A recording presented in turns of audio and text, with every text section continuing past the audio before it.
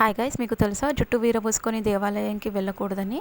ఈ కాలంలో స్త్రీలు కానీ యువతులు తలస్నానం చేసి జుట్టు వీరబోసుకొని దేవాలయాలకు వెళ్ళడం తరచూ మనం చూస్తుంటాం. దీనివల్ల భగవంతునికి అపచారం చేసిన వాళ్ళు కావడమే కాక అకాల దోషాల బారిన పడే అవకాశం ఉంది. భగవంతునికి చేసే సేవలు ఉపచారాలు శుభ్రంగా చేయాలి. జుట్టు వీరబోసుకోవడం వల్ల వెంట్రుకలు రాలి పూజ ద్రవ్యాలలో పడి అపవిత్రం అవుతాయి. దేవాలయంలో ప్రసాద నివేదన జరుగుతుంది, అన్న సంతర్పణలు జరుగుతాయి. జుట్టు విరబోసుకోవడం వల్ల రాలిన వెంట్రుకలు పొరపాటున ఆహార పదార్థాల్లో పడితే ఆ భోజనం వృధా అవుతుంది.